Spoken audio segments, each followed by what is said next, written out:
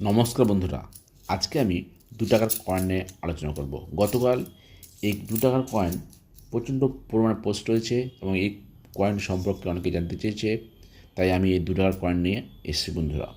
বন্ধুরা একটা কথা বলে দিই, আমার এই পেজটি আপনাকে কয়েন সম্পর্কে জানতে সাহায্য করবে। কয়েন কেনার মতো ক্ষমতা আমার নেই, তাই কয়েন আমাকে ফোন করে বিরক্ত করবেন না।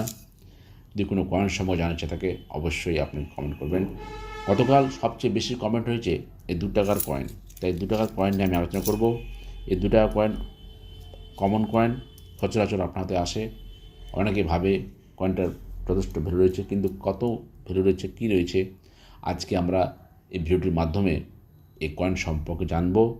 ভিডিওটি স্কিপ করবেন না, কমপ্লিট দেখবেন, অর্ধেক শুনে রেখে দেবেন না, তাহলে কিছু জানতে পারবেন না। আমি এই কয়েনটির সম্পর্কে সব কিছু ডিটেলস আপনাকে জানাচ্ছি। ভিডিওটি ভালো লাগে অবশ্যই লাইক করবেন।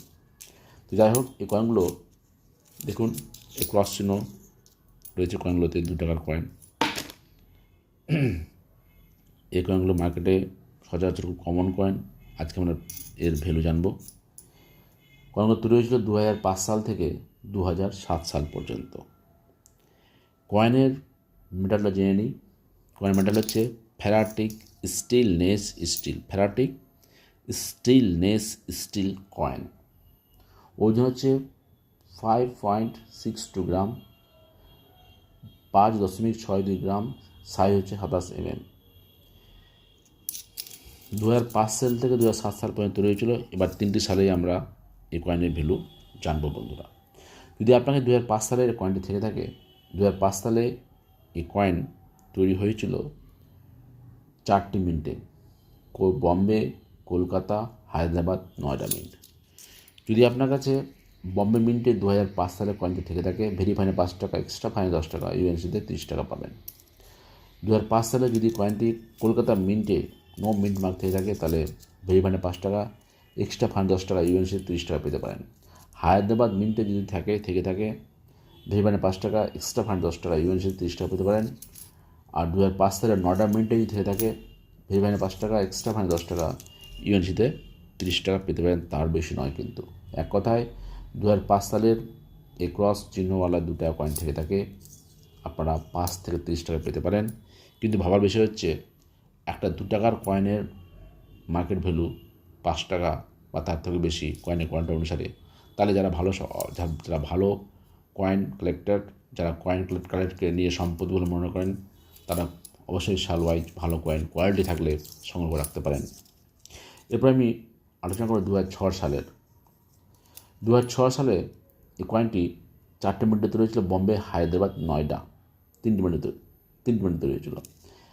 আর 3 মিনিটে এই কয়েনটির প্রাইস একই, ভেরি ফাইনে 5 টাকা, এক্সট্রা ফাইনে 10 টাকা, ইউএনসিতে 30 টাকা।